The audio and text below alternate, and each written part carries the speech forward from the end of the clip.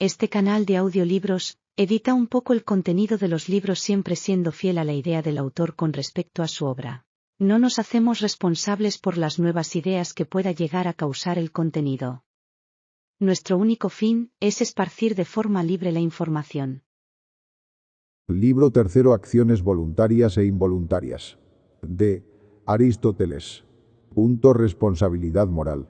Acto voluntario e involuntario. Dado que la virtud se refiere a pasiones y acciones y que, mientras las voluntarias son objeto de alabanzas o reproches, las involuntarias lo son de indulgencia y, a veces, de compasión, es, quizá, necesario, para los que reflexionan sobre la virtud, definir lo voluntario y lo involuntario, y es también útil para los legisladores, con vistas a los honores y castigos. A parecer, pues, que cosas involuntarias son las que se hacen por fuerza o por ignorancia. Es forzoso aquello cuyo principio es externo y de tal clase que en él no participa ni el agente ni el paciente. Por ejemplo, si uno es llevado por el viento o por hombres que nos tienen en su poder. En cuanto a lo que se hace por temor a mayores males o por alguna causa noble, por ejemplo, si un tirano que es dueño de los padres e hijos de alguien mandara a éste hacer algo vergonzoso, amenazándole con matarlos si no lo hacía, pero salvarlos si lo hacía, es dudoso si este acto es voluntario o involuntario. Algo semejante ocurre cuando se arroja el cargamento al mar en las tempestades. Nadie, sin más, lo hace con agrado, sino que por su propia salvación y la de los demás lo hacen todos los sensatos. Tales acciones son, pues, mixtas, pero se parecen más a las voluntarias, ya que cuando se realizan son objeto de elección, y el fin de la acción depende del momento. Así, cuando un hombre actúa, ha de mencionarse tanto lo voluntario como lo involuntario. Pero en tales acciones obra voluntariamente, porque el principio del movimiento imprimido a los miembros instrumentales está en él mismo que las ejecuta, y si el principio de ellas está en él, también radica en él el hacerlas o no. Son, pues, tales acciones voluntarias, pero quizá en sentido absoluto sean involuntarias, ya que nadie elegiría ninguna de estas cosas por sí mismo. A veces los hombres son alabados por tales acciones, cuando soportan algo vergonzoso o penoso por causas grandes y nobles. O bien, al contrario, son censurados, pues soportar las mayores vergüenzas sin un motivo noble o por uno mediocre es propio de un miserable. En algunos casos, un hombre, si bien no es alabado, es, con todo, perdonado. Tal sucede cuando uno hace lo que no debe por causas que sobrepasan la naturaleza humana y que nadie podría soportar. Hay, quizá, cosas a las que uno no puede ser forzado, sino que debe preferir la muerte tras terribles sufrimientos. Así, las causas que obligaron al Alcmeón de Eurípides a matar a su madre resultan ridículas. A veces, sin embargo, es difícil decidir cuál de las dos alternativas ha de elegirse y cuál se ha de soportar, pero es más difícil aún permanecer en la decisión tomada, porque casi siempre lo que esperamos es doloroso, pero aquello a lo que se nos quiere obligar, vergonzoso, y, en virtud de esto, se alaba o censura a los que se han sometido o no a la violencia. B. ¿Qué clase de acciones, entonces, han de llamarse forzosas? No son en sentido absoluto aquellas cuya causa es externa y el agente no participa en nada, más las que por sí mismas son involuntarias, pero en ciertos momentos son elegidas para evitar ciertas consecuencias y el principio está en el agente, si bien son involuntarias en sí mismas, en ciertos momentos y para evitar ciertas consecuencias son voluntarias. Con todo, se parecen más a las voluntarias, porque las acciones radican sobre actuaciones particulares y en estos casos son voluntarias. No es fácil, sin embargo, establecer cuál de las alternativas ha de elegirse, porque se dan muchas diferencias en los casos particulares. Pero si alguien dijera que las cosas agradables y hermosas son forzosas, pues siendo externas nos compelen, todo será forzoso para él, ya que por esta causa todos hacen todas las cosas. Y aquellos que actúan por la fuerza y contra su voluntad lo hacen dolorosamente, y los que actúan a causa de lo agradable y hermoso, lo hacen con placer, y es ridículo culpar a la causa externa, y no a nosotros mismos, cuando hemos sido tan fácilmente cazados por estas cosas, y atribuimos las acciones hermosas, pero imputarlas vergonzosas al placer. Parece, entonces, que lo forzoso es aquello cuyo principio es externo, sin que el hombre forzado intervenga en nada. Todo lo que se hace por ignorancia es no voluntario, pero, si causa dolor y pesar, es involuntario. En efecto, el que por ignorancia hace algo, cualquier cosa que ello sea, sin sentir el menor desagrado por su acción, no ha obrado voluntariamente, puesto que no sabía lo que hacía, pero tampoco involuntariamente, ya que no sentía pesar. Así, de los que obran por ignorancia, el que siente pesar parece que obra involuntariamente, pero el que no lo siente, ya que es distinto, digamos que ha realizado un acto, al que llamaremos no voluntario, pues, ya que difiere del otro, es mejor que tenga un nombre propio. Además, obrar por ignorancia parece cosa distinta del obrar con ignorancia, pues el embriagado o el encolerizado no parecen obrar por ignorancia, sino por alguna de las causas mencionadas, no a sabiendas, sino con ignorancia. Pues todo malvado desconoce lo que debe hacer y de lo que debe apartarse, y por tal falta son injustos y, en general, malos. Ahora, el término involuntario tiende a ser usado no cuando alguien desconoce lo conveniente, pues la ignorancia en la elección no es causa de lo involuntario, sino de la maldad, como tampoco lo es la ignorancia universal, pues esta es censurada, sino la ignorancia con respecto a las circunstancias concretas y al objeto de la acción. Pues en ellas radica tanto la compasión como el perdón, puesto que el que desconoce alguna de ellas actúa involuntariamente. No estaría mal, entonces, determinar cuáles y cuántas son, quién actúa y qué y acerca de qué o en qué, a veces también con qué, por ejemplo, con qué instrumento y por qué causa, por ejemplo, de la salvación, y cómo actúa, por ejemplo, serena o violentamente. Ahora bien, nadie podría ignorar todas estas circunstancias, a no ser que estuviera loco, ni tampoco, evidentemente, quién es el agente, pues, ¿cómo podría ignorarse a sí mismo? En cambio, puede uno ignorar lo que hace, por ejemplo, cuando alguien dice que se le escapó una palabra o que no sabía que era un secreto, como Esquilo con los misterios, o que, queriendo solo mostrar su funcionamiento, se le disparó, como el de la catapulta. También podría uno creer que su propio hijo es un enemigo, como Mérope, o que la punta de hierro de la lanza tenía un botón, o que una piedra cualquiera era piedra pómez, o dando una bebida a alguien para salvarlo, matarlo por el contrario, o queriendo a uno darle una palmadita, noquearlo como en el pugilato. Puesto que uno puede ignorar todas estas cosas en las que está implicada la acción, el que desconoce cualquiera de ellas, especialmente las más importantes, se piensa que ha obrado involuntariamente, y por las más importantes se consideran las circunstancias de la acción y del fin. Además, una acción hecha, según se dice involuntariamente, por causa de esta clase de ignorancia, debe ir seguida de pesar y arrepentimiento. Siendo involuntario lo que se hace por fuerza y por ignorancia, lo voluntario podría parecer que es aquello cuyo principio está en el mismo agente que conoce las circunstancias concretas en las que radica la acción. Pues, quizá, no está bien decir que son involuntarias las cosas que se hacen por coraje o apetito. En efecto, primero, ninguno de los otros animales haría nada voluntariamente ni tampoco los niños. Segundo, no realizamos voluntariamente ninguna de las acciones por causa del apetito o del coraje, ¿o es que realizamos las buenas voluntariamente y las vergonzosas involuntariamente? ¿No sería la alternativa ridícula siendo una sola la causa? Pero sería, igualmente, absurdo llamar involuntarias las cosas que deben desearse. Al contrario, debemos irritarnos con ciertas cosas y desear otras, como la salud y la instrucción. Parece también que lo involuntario es penoso y lo apetecible agradable. Además, ¿en qué se distinguen, siendo involuntarios, los hierros calculados de los debidos al coraje? Ambos deben evitarse, y las pasiones irracionales no parecen menos humanas, de manera que las acciones que proceden de la ira y el apetito también son propias del hombre. Entonces es absurdo considerarlas involuntarias. Naturaleza de la elección. Habiendo definido lo voluntario y lo involuntario, debemos tratar ahora de la elección, ya que parece ser más apropiado a la virtud y mejor juzgar los caracteres que las acciones. Es evidente que la elección es algo voluntario, pero no es lo mismo que ello, dado que lo voluntario tiene más extensión, pues de lo voluntario participan también los niños y los otros animales, pero no de la elección, y a las acciones hechas impulsivamente las llamamos voluntarias, pero no elegidas. Los que dicen que la elección es un apetito, o impulso, o deseo, o una cierta opinión, no parecen hablar rectamente.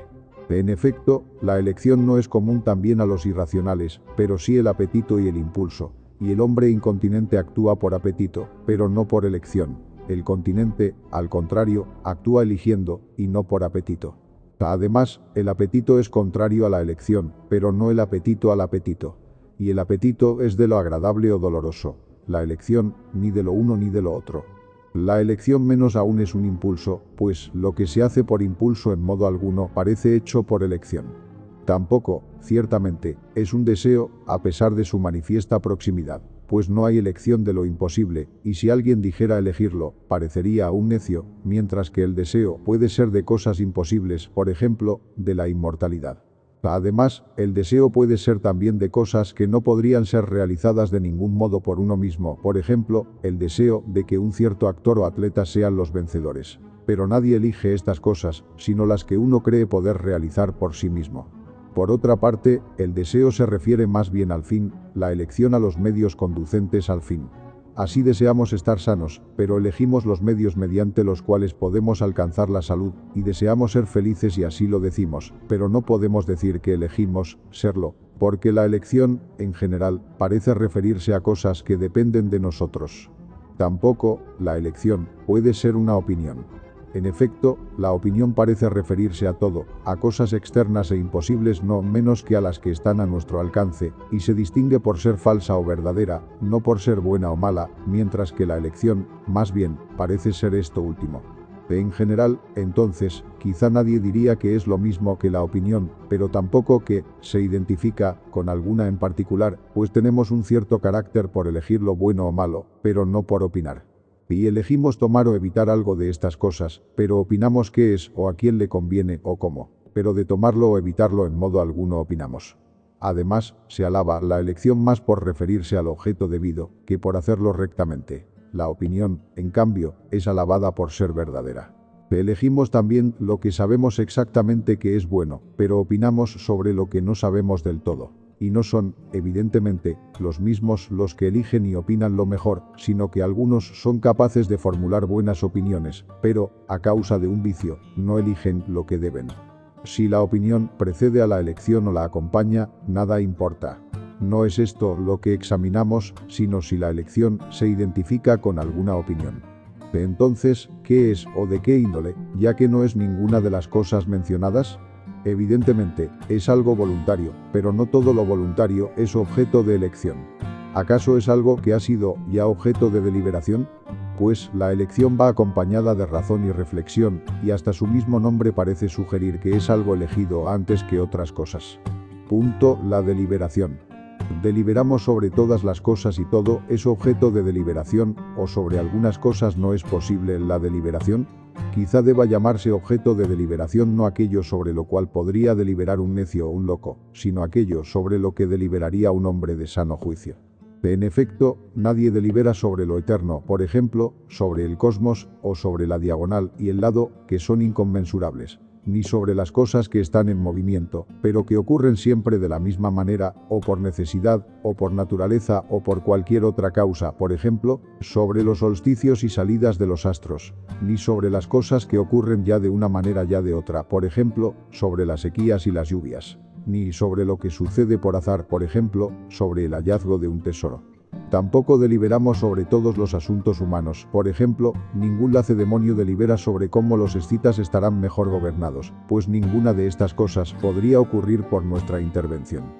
Deliberamos, entonces, sobre lo que está en nuestro poder y es realizable, y eso es lo que resta por mencionar. En efecto, se consideran como causas la naturaleza, la necesidad y el azar, la inteligencia y todo lo que depende del hombre. Y todos los hombres deliberan sobre lo que ellos mismos pueden hacer. Sobre los conocimientos exactos y suficientes no hay deliberación, por ejemplo, sobre las letras, pues no vacilamos sobre cómo hay que escribirlas. Pero, en cambio, deliberamos sobre lo que se hace por nuestra intervención, aunque no siempre de la misma manera, por ejemplo, sobre las cuestiones médicas o de negocios y sobre la navegación más que sobre la gimnasia, en la medida en que la primera es menos precisa, y sobre el resto de la misma manera, pero sobre las artes más que sobre las ciencias, porque vacilamos más sobre aquellas. La deliberación tiene lugar, pues, acerca de cosas que suceden la mayoría de las veces de cierta manera, pero cuyo desenlace no es claro y de aquellas en que es indeterminado. Y llamamos a ciertos consejeros en materia de importancia, porque no estamos convencidos de poseer la adecuada información para hacer un buen diagnóstico. Pero no deliberamos sobre los fines, sino sobre los medios que conducen a los fines. Pues, ni el médico delibera sobre si curará, ni el orador sobre si persuadirá, ni el político sobre si legislará bien, ni ninguno de los demás sobre el fin, sino que, puesto el fin, consideran cómo y por qué medios pueden alcanzarlo. y si parece que el fin puede ser alcanzado por varios medios, examinan cuál es el más fácil y mejor, y si no hay más que uno para lograrlo, cómo se logrará a través de este, y este, a su vez, mediante cuál otro, hasta llegar a la causa primera que es la última en el descubrimiento. Pues el que delibera parece que investiga y analiza de la manera que hemos dicho, como si se tratara de una figura geométrica. Sin embargo, es evidente que no toda investigación es deliberación, por ejemplo, las matemáticas, pero toda deliberación es investigación, y lo último en el análisis es lo primero en la génesis. Y si tropieza con algo imposible, abandona la investigación, por ejemplo, si necesita dinero y no puede procurárselo, pero si parece posible, intenta llevarla a cabo. Entendemos por posible lo que puede ser realizado por nosotros, pues lo que puede ser realizado por medio de nuestros amigos, lo es en cierto modo por nosotros, ya que el principio de la acción está en nosotros. A veces lo que investigamos son los instrumentos, otras su utilización, y lo mismo en los demás casos, unas veces buscamos el medio, otras el cómo, otras el agente. Parece, pues, como queda dicho, que el hombre es principio de las acciones, y la deliberación versa sobre lo que él mismo puede hacer, y las acciones se hacen a causa de otras cosas. El objeto de deliberación entonces no es el fin, sino los medios que conducen al fin, ni tampoco las cosas individuales, tales como que si esto es pan o está cocido como es debido, pues esto es asunto de la perfección, y si se quiere deliberar siempre, se llegará hasta el infinito. El objeto de la deliberación es el mismo que el de la elección, excepto si el de la elección está ya determinado, ya que se elige lo que se ha decidido después de la deliberación. Pues todos cesamos de buscar cómo actuaremos cuando reconducimos el principio del movimiento a nosotros mismos y a la parte directiva de nosotros mismos, pues esta es la que elige. Esto está claro de los antiguos regímenes políticos que Homero nos describe. Los reyes anunciaban al pueblo lo que habían decidido. Y como el objeto de la elección es algo que está en nuestro poder y es deliberadamente deseado, la elección será también un deseo deliberado de cosas a nuestro alcance, porque, cuando decidimos después de deliberar, deseamos de acuerdo con la deliberación. Esquemáticamente, entonces, hemos descrito la elección, sobre qué objetos versa y que estos son los medios relativos a los fines. 4. Objeto de la voluntad. Hemos dicho ya que la voluntad tiene por objeto un fin, pero unos piensan que su objeto es el bien, y otros que es el bien aparente. Si se dice que el objeto de la voluntad es el bien, se sigue que el objeto deseado por un hombre que no elige bien no es objeto de voluntad, ya que, si es objeto de voluntad, será también un bien. Pero, así, sucedería que sería un mal. En cambio, para los que dicen que el objeto de la voluntad es el bien aparente, no hay nada deseable por naturaleza, sino lo que a cada uno le parece. A unos una cosa y a otros otra, y si fuera así, cosas contrarias. Y si estas consecuencias no nos satisfacen, deberíamos, entonces, decir que el objeto de la voluntad es el bien, tomado de un modo absoluto y de acuerdo con la verdad, mientras que para cada persona es lo que le aparece como tal. Así, para el hombre bueno, el objeto de la voluntad es el verdadero bien. Para el malo, cualquier cosa, lo mismo, para el caso de los cuerpos, si están en buenas condiciones físicas, es sano lo que verdaderamente lo es, pero, para los enfermizos, son otras cosas. E igualmente ocurre con lo amargo, lo dulce, lo caliente, lo pesado y todo lo demás. El hombre bueno, en efecto, juzga bien todas las cosas, y en todas ellas se le muestra la verdad. Pues, para cada modo de ser, hay cosas bellas y agradables, y, sin duda, en lo que más se distingue el hombre bueno es en ver la verdad en todas las cosas, siendo como el canon y la medida de ellas. La mayoría, en cambio, se engaña, según parece, a causa del placer, pues parece ser un bien sin serlo. Y, por ello, eligen lo agradable como un bien y huyen del dolor como un mal. 5. La virtud y el vicio son voluntarios. Siendo, pues, objeto de la voluntad del fin, mientras que de la deliberación y la elección lo son los medios para el fin, las acciones relativas a estos se estarán en concordancia con la elección y serán voluntarias, y también se refiere a los medios el ejercicio de las virtudes. Y, así, tanto la virtud como el vicio están en nuestro poder. En efecto, siempre que está en nuestro poder el hacer, lo está también el no hacer, y siempre que está en nuestro poder el no, lo está el sí, de modo que si está en nuestro poder el obrar cuando es bello, lo estará también cuando es vergonzoso, y si está en nuestro poder el no obrar cuando es bello, lo estará, asimismo, para obrar cuando es vergonzoso. Y si está en nuestro poder hacer lo bello y lo vergonzoso, igualmente, el no hacerlo, y en esto radicaba el ser buenos o malos, estará en nuestro poder el ser virtuosos o viciosos. Decir que nadie es voluntariamente malvado ni venturoso sin querer, parece en parte falso y en parte verdadero. En efecto, nadie es venturoso sin querer, pero la perversidad es algo voluntario. O, de otro modo, debería discutirse lo que acabamos de decir, y decir que el hombre no es principio ni generador de sus acciones como lo es de sus hijos. Pero si esto es evidente y no tenemos otros principios para referimos que los que están en nosotros mismos, entonces las acciones cuyos principios están en nosotros dependerán también de nosotros y serán voluntarias. Todo ello parece estar confirmado, tanto por los individuos en particular como por los propios legisladores. Efectivamente, ellos castigan y toman represalias de los que han cometido malas acciones sin haber sido llevados por la fuerza o por una ignorancia de la que ellos mismos no son responsables, y, en cambio, honran a los que hacen el bien, para estimular a estos e impedir obrar a los otros. Y, ciertamente, nadie nos exhorta a hacer lo que no depende de nosotros ni es voluntario, porque de nada sirve intentar persuadirnos a no sentir calor, dolor, hambre o cualquier cosa semejante, pues no menos sufriremos estas cosas. E incluso castigan el mismo hecho de ignorar, si el delincuente parece responsable de la ignorancia. Así, a los embriagados se les impone doble castigo, pues el origen está en ellos mismos, ya que eran dueños de no embriagarse, y la embriaguez fue la causa de su ignorancia. Castigan también a los que ignoran ciertas materias legales que deben saberse y no son difíciles. Hay lo mismo en los casos en los que la ignorancia parece tener por causa la negligencia, porque estaba en su poder no ser ignorantes, ya que eran dueños de poner atención. Pero, tal vez, alguno es de tal índole que no presta atención. Pero ellos mismos, por vivir desenfrenadamente, son los causantes de su modo de ser, es decir, de ser injustos o licenciosos, unos obrando mal, otros pasando el tiempo en beber y cosas semejantes. Pues son las conductas particulares las que hacen a los hombres de tal o cual índole. Esto es evidente en el caso de los que se entrenan para algún certamen o actividad, pues se ejercitan sin parar. Así, desconocer que los modos de ser se adquieren por las correspondientes actividades es propio de un completo insensato. Además, es absurdo pensar que el injusto no quiera ser injusto o el que vive licenciosamente, licencioso. Si alguien a sabiendas comete acciones por las cuales se hará injusto, será injusto voluntariamente, pero no por la simple voluntad dejará de ser injusto y se volverá justo, como tampoco el enfermo, sano. Y si se diera el caso que enferma voluntariamente por vivir sin moderación y desobedecer a los médicos, entonces, sin duda, le sería posible no estar enfermo. Pero, una vez que se ha abandonado, ya no, como tampoco el que ha arrojado una piedra puede recobrarla ya. Sin embargo, estaba en su mano el cogerla y lanzarla, ya que el principio estaba en él. Igualmente, en el caso del justo y del licencioso, podían, en un principio, no llegar a serlo y, por eso, lo son voluntariamente. Pero, una vez que han llegado a serlo, ya no les es posible no serlo. Y no solo son los vicios del alma voluntarios, sino en algunas personas también los del cuerpo, y, por eso, los censuramos.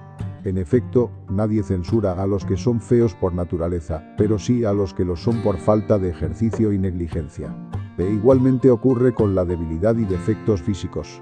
Nadie reprocharía al que es ciego de nacimiento o a consecuencia de una enfermedad o un golpe, sino que, más bien, lo compadecería. Pero al que lo es por embriaguez o por otro exceso todo el mundo lo censuraría. Así, pues, de los vicios del cuerpo se censuran los que dependen de nosotros, pero los que no dependen de nosotros, no. Si esto es así, también en las demás cosas los vicios censurados dependerán de nosotros. Uno podría decir que todos aspiran a lo que les parece bueno, pero que no pueden controlar la imaginación, sino que, según la índole de cada uno, así le parece el fin. Ahora, ve si cada uno es, en cierto modo, causante de su modo de ser, también lo será, en cierta manera, de su imaginación. De no ser así, nadie es causante del mal que uno mismo hace, sino que lo hace por ignorancia del fin, pensando que, al obrar así, alcanzará lo mejor. Pero la aspiración al fin no es de propia elección, sino que cada uno debería haber nacido con un poder, como lo es el de la visión, para juzgar rectamente y elegir el bien verdadero. Y, así, un hombre bien dotado es aquel a quien la naturaleza ha provisto espléndidamente de ello, porque es lo más grande y hermoso y algo que no se puede adquirir ni aprender de otro, sino que lo conservará de la manera que corresponde a su cualidad desde el nacimiento, y el estar bien y bellamente dotado constituirá la perfecta y verdadera excelencia de su índole. Si esto es verdad, ¿en qué sentido será más voluntaria la virtud que el vicio? Pues, al bueno y al malo, por igual se les muestra y propone el fin por naturaleza o de cualquier otro modo, y, refiriendo a este fin todo lo demás, obran del modo que sea. Así, si no es por naturaleza como el fin aparece a cada uno de tal o cual manera, sino que en parte depende de él, o si el fin es natural, pero la virtud es voluntaria porque el hombre bueno hace lo demás voluntariamente, entonces el vicio no será menos voluntario. Pues, en el caso de un hombre malo, también sus reacciones están causadas por él, aun cuando no lo sea el fin. Así pues, como se ha dicho, si las virtudes son voluntarias, en efecto, nosotros mismos somos concausantes de nuestros modos de ser y, por ser personas de una cierta índole, nos proponemos un fin determinado, también los vicios lo serán, por semejantes razones. Hemos tratado, pues, en general, de modo esquemático, el género de las virtudes, que son términos medios y modos de ser que, por sí mismos, tienden a practicar las acciones que las producen, que dependen de nosotros y son voluntarias, y que actúan como dirigidas por la recta razón. Con todo, las acciones no son voluntarias del mismo modo que los modos de ser, pues de nuestras acciones somos dueños desde el principio hasta el fin, si conocemos las circunstancias particulares. En cambio, de nuestros modos de ser somos dueños solo del principio, pero su incremento no es perceptible, como en el caso de las dolencias. Sin embargo, ya que está en nuestro poder, comportamos de una manera u otra, son, por ello, voluntarios. 6. Examen acerca de varias virtudes. La valentía. Tomando ahora las virtudes una por una, digamos qué son, a qué cosas se refieren y cómo. Al mismo tiempo, se dilucidará el aspecto de cuántas. Vamos a empezar con la valentía. Ya ha quedado de manifiesto que es un término medio entre el miedo y la temeridad. Está claro que tememos las cosas temibles y que éstas son, absolutamente hablando, males. Por eso, también se define el miedo como la expectación de un mal.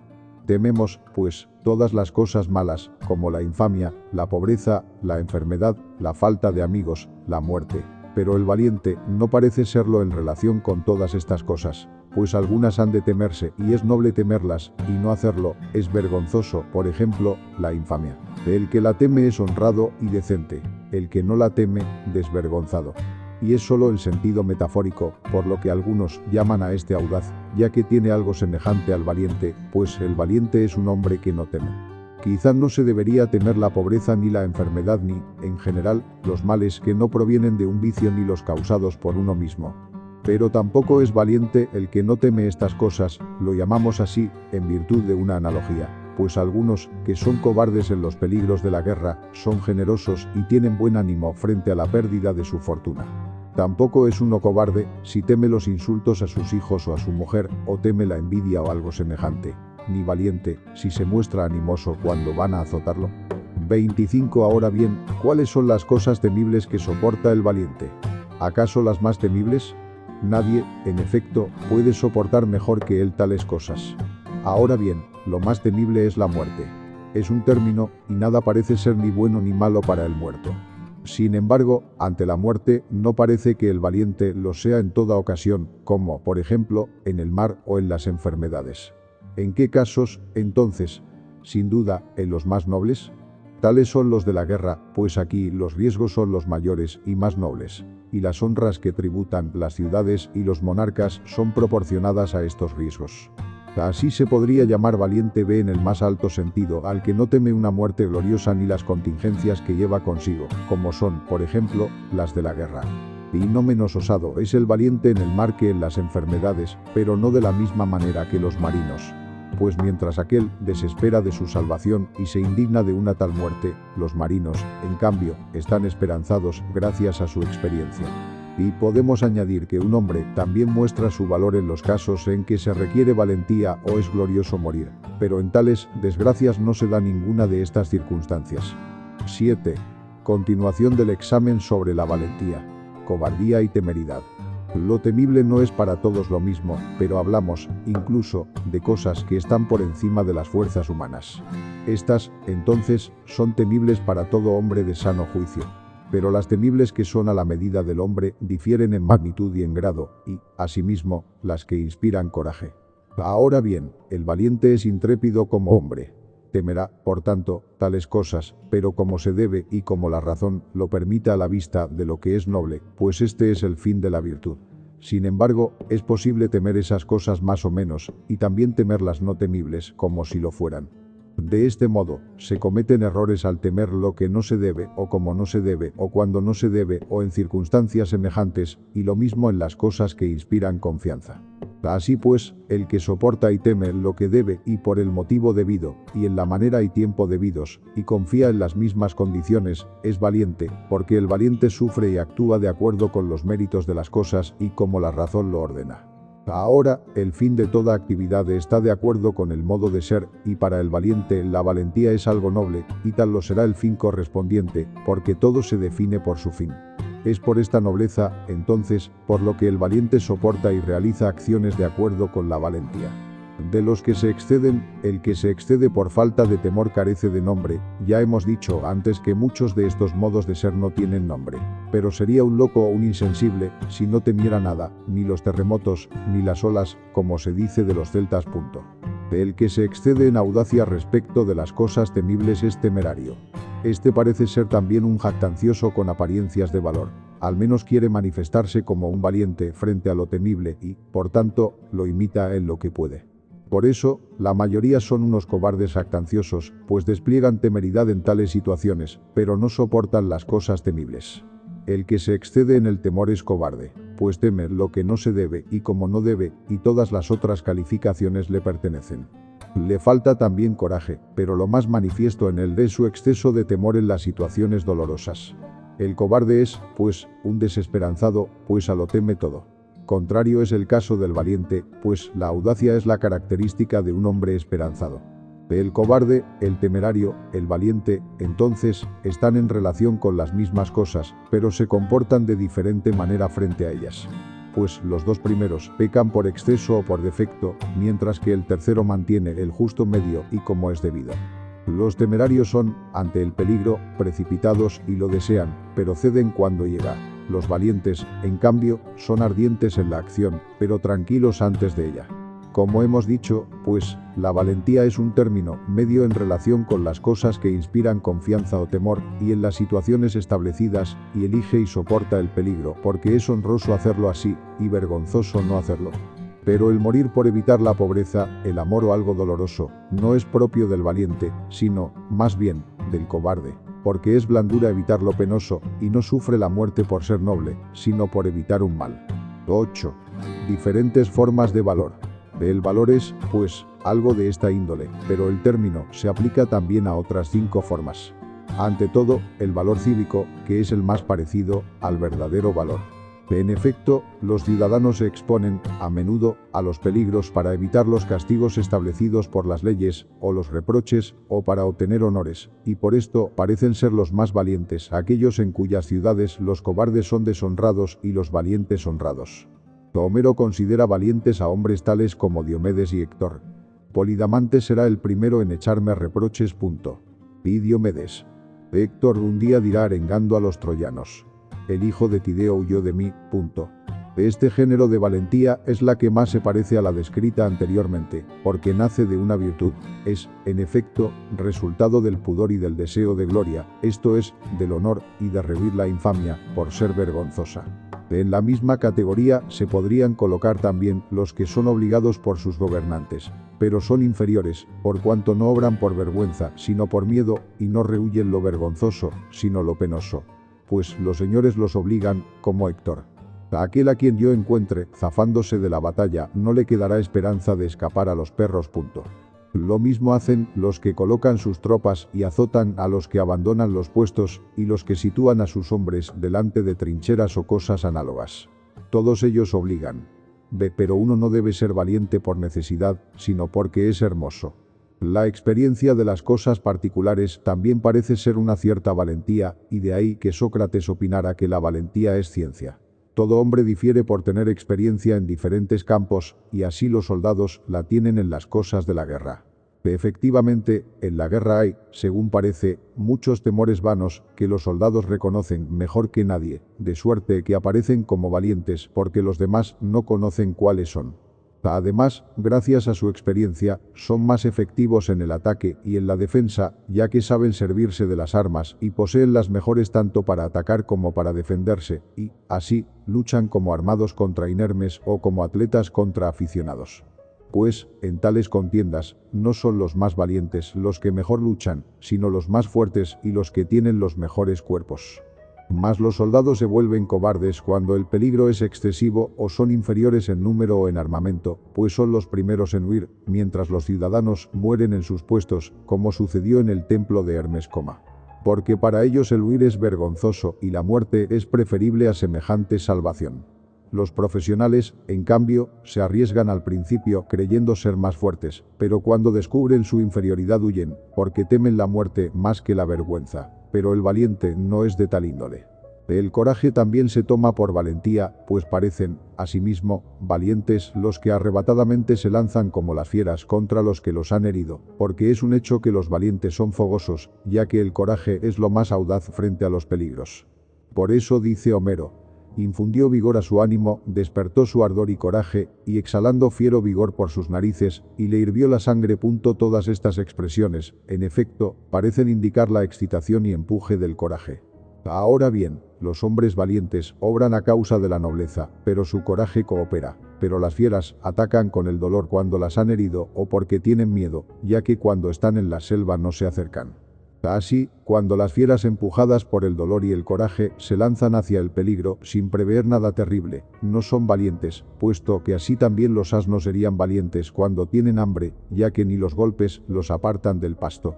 También los adúlteros a causa del deseo realizan muchas audacias. La valentía más natural parece ser la inspirada por el coraje, cuando se le añaden elección y finalidad. Los hombres, en efecto, sufren cuando están irritados y se alegran cuando se vengan, pero los que luchan por estas causas son combativos, no valerosos, porque luchan no por una causa noble y según la razón se lo dicta, sino por apasionamiento. Con todo, se parecen a los valerosos. Los animosos tampoco son valientes, pues muestran coraje frente a los peligros por haber vencido muchas veces y a muchos, pero son muy semejantes a los valientes, porque ambos son intrépidos. Sin embargo, los valientes lo son por las razones antes dichas. Los otros, por creer que son los más fuertes y que no les pasará nada. Así actúan también los que se emborrachan, pues se vuelven animosos. Pero, cuando las cosas no suceden como esperaban, huyen. En cambio, es propio del valiente afrontar los peligros temibles para un hombre, ya sean reales o aparentes, porque es honroso hacerlo así y vergonzoso no hacerlo. En vista de ello, parece ser distintivo del hombre que sobresale en valentía no tener temor y mostrarse más imperturbable en los peligros repentinos que en los previsibles, porque esta actitud es resultado del modo de ser antes que de la preparación. Pues las acciones previsibles pueden decidirse por cálculo y razonamiento, pero las súbitas se deciden según el carácter. Los ignorantes del peligro parecen también valientes y no están lejos de los animosos, pero son inferiores por cuanto no tienen ninguna dignidad, y aquellos sí. Por eso, los animosos resisten durante algún tiempo, mientras que los que van engañados huyen cuando saben o sospechan que las circunstancias son otras. Es lo que le sucedió a los argivos en su encuentro con los espartanos a quienes tomaron por sicilios. Hemos dicho, pues, qué clase de hombres son los valientes y quiénes son considerados valientes. 9. Relación del valor con el placer y el dolor. El valor tiene relación con la confianza y el temor, pero no se refiere a ambos de la misma manera, sino, más bien, a las cosas que inspiran temor. Pues el que se muestra imperturbable ante esta y se porta como es debido es más valiente que el que obra así frente a cosas que inspiran confianza. Se les llama, pues, valientes a los hombres por soportar lo que es penoso, como hemos dicho. De ahí que la valentía sea algo penoso y, con razón, se la alabe, pues es más difícil soportar los trabajos y apartarse de las cosas agradables. Con todo, podría parecer que el fin de la valentía es agradable, aunque queda oscurecido por lo que le rodea. Tal ocurre en los certámenes gimnásticos, pues el fin de la lucha, aquello por lo que se lucha, es agradable, la corona y los honores. Pero recibir los golpes es doloroso y penoso, son hombres de carne, y así todo el esfuerzo. y como estas cosas son muchas, y aquello por lo que se lucha pequeño, no parece ésta tener en sí ningún placer. Así, si tal es el caso del valor, la muerte y las heridas serán penosas para el valiente y contra su voluntad, pero la soportará porque es hermoso y es vergonzoso no hacerlo. Y cuanto más posea la virtud en su integridad y más feliz sea, tanto más penosa le será la muerte, pues para un hombre así el vivir es lo más digno, y él, conscientemente, se privará de los mayores bienes, y esto es doloroso. Sin embargo, no es menos valiente, sino, quizás, más, porque en la guerra preferirá lo glorioso a los otros bienes. Así pues, no en todas las virtudes existe una actividad agradable, sino en la medida en que se alcanza el fin. Los mejores soldados no son, por tanto, los hombres con tales cualidades, sino los que son menos valientes, pero que no poseen ningún otro bien, pues estos están dispuestos a afrontar los peligros y a arriesgar su vida por poca ganancia. Sobre el valor, baste con lo dicho. De lo tratado no es difícil comprender su naturaleza, al menos esquemáticamente. 10. La moderación. Después de esto, vamos a hablar de la moderación, dado que éstas parecen ser las virtudes de las partes irracionales. Ya hemos dicho que la moderación es un término medio respecto de los placeres, pues se refiere a los dolores en menor grado y no del mismo modo, y en los placeres se muestra también la intemperancia. Especifiquemos ahora a qué placeres se refiere. Distingamos, pues, los del cuerpo y los del alma, como, por ejemplo, la afición a los honores y el deseo de aprender, pues cada uno se complace en aquello hacia lo cual siente afición sin que el cuerpo sea afectado en nada, sino, más bien, su mente. A los que están en relación con estos placeres no se les llama ni moderados ni licenciosos. Tampoco, igualmente, a los que buscan todos los demás placeres que no son corporales, pues, a los que son aficionados a contar historias o novelas o a pasarse los días comentando asuntos triviales. Los llamamos charlatanes, pero no licenciosos, como tampoco a los que se afligen por pérdidas de dinero o amigos. A la moderación, entonces, tendría por objeto los placeres corporales, pero tampoco todos ellos, pues a los que se deleitan con las cosas que conocemos a través de la visión, como los colores, las formas y el dibujo, no los llamamos ni moderados ni licenciosos. Aunque en esto podría parecer que puede gozarse como es debido, o con exceso o defecto. Así, también, con los placeres del oído. A los que se deleitan con exceso en las melodías o las representaciones escénicas nadie los llama licenciosos, ni moderados a los que lo hacen como es debido. Ni a los que disfrutan con el olfato, salvo por accidente. A los que se deleitan con los aromas de frutas, rosas o incienso, no los llamamos licenciosos, sino, más bien, a los que se deleitan con perfumes o manjares. Pues los licenciosos se deleitan con estos, porque esto les recuerda el objeto de sus deseos. Se podría también observar a los demás que, cuando tienen hambre, se deleitan con el olor de la comida. Pero deleitarse con estas cosas es propio del licencioso, porque, para él, son objeto de deseo. En los demás animales, tampoco hay placer en estas sensaciones, excepto por accidente, pues los perros no experimentan placer al oler las liebres, sino al comerlas, pero el olor produce la sensación. Tampoco el león, con el mugido del buey, sino al devorarlo. Pero se da cuenta de que está cerca por el mugido y, por ello, parece experimentar placer con él. Igualmente, tampoco por ser un ciervo o una cabra montés coma, sino porque tendrá comida. También la moderación y la intemperancia están en relación con otros placeres de los que participan, asimismo, los demás animales, y por eso esos placeres parecen serviles y bestiales, y estos son los del tacto y el gusto. Pero el gusto parece usarse poco o nada, porque lo propio del gusto es discernir los sabores, lo que hacen los catadores de vinos y los que sazonan los manjares, pero no experimentan placer con ello, al menos los licenciosos, sino en el goce que tiene lugar por entero mediante el tacto, tanto en la comida como en la bebida y en los placeres sexuales. Por eso, un glotón pedía a los dioses que su gaznate se volviera más largo que el de una grulla, creyendo que experimentaba el placer con el contacto. Así pues, el más común de los sentidos es el que define el desenfreno, y con razón se le censura, porque lo poseemos no en cuanto hombres, sino en cuanto animales. El complacerse con estas cosas y amarlas sobre medida es propio de bestias. Se exceptúan los más nobles de los placeres del tacto, como los que se producen en los gimnasios mediante las fricciones y el calor, pues el tacto propio del licencioso no afecta a todo el cuerpo, sino a ciertas partes. 11. Continuación de la moderación. Apetitos comunes y peculiares. De los apetitos, unos parecen ser comunes a todos los hombres, otros, peculiares y adquiridos. Por ejemplo, el apetito del alimento es natural, pues todo el que está en necesidad desea alimento sólido o líquido, y a veces ambos. Y el joven que está en el vigor de la edad apetece la unión carnal, como dice Homero punto y coma, pero no todos apetecen tal o cual cosa, ni las mismas. Y es por esto por lo que el apetito parece ser algo nuestro. Sin embargo, tiene también algo de natural, porque unas cosas son agradables a unos y otras a otros, y todavía hay algunas que son más agradables a todos que las ordinarias. Ahora bien, en los apetitos naturales pocos yerran, y en una sola dirección, el exceso, pues el comer o beber cualquier cosa hasta la saciedad es exceder la medida natural, ya que el apetito natural es la satisfacción de la necesidad. Por eso, esos hombres son llamados tragones, porque llenan su estómago más allá de lo necesario, y se vuelven así los que son demasiado serviles. Mas, acerca de los placeres peculiares, muchos son los que yerran de muchas maneras. Pues, mientras los que se llaman aficionados a tal o cual cosa yerran, o por encontrar placer en lo que no se debe o más que la mayoría o como no se debe, los incontinentes, en cambio, se exceden en todo. Pues ellos encuentran placer en lo que no se debe, ya que tales cosas son abominables, y si en alguna de ellas debe uno complacerse, se complacen más de lo debido y más que la mayoría. Claramente, pues, el exceso respecto de los placeres es incontinencia y resulta censurable.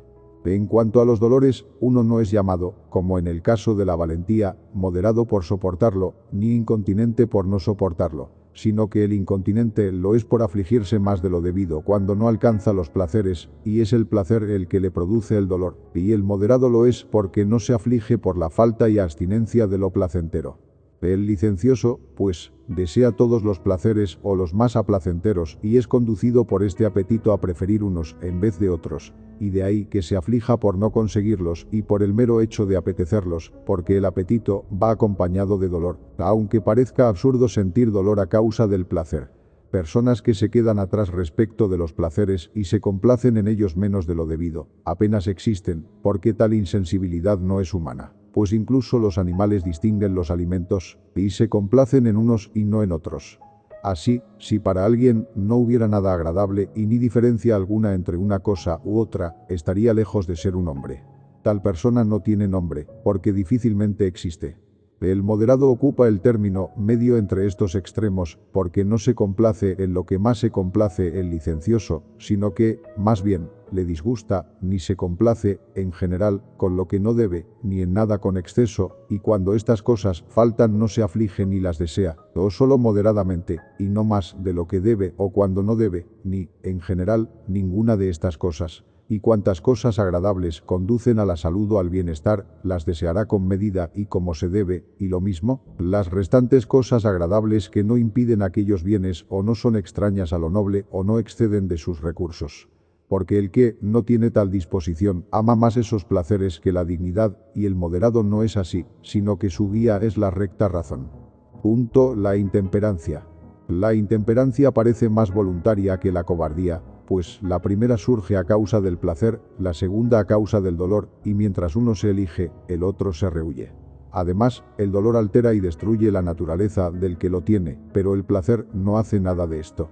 Es, por tanto, más voluntario y, por eso, también más censurado.